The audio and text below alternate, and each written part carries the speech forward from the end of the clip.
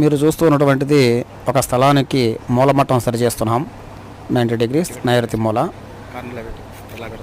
తాళ్ళతోటి already చేసిన తర్వాత మూలమట్టం బద్ద తీసుకొని వచ్చి, ఇది పాతకాలం నాటి కొలతలకు చూసేటటువంటి బద్ద, ఇది సులభతరమైనటువంటిది.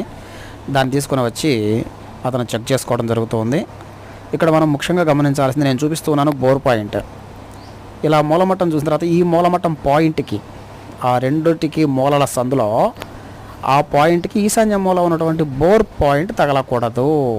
అలా కనుక తగిలింది అని అంటే బోరు మూలల్లో పడ్డట్లే, అది యజమానికి ప్రాణాంతకాన్ని తీస్తుంది.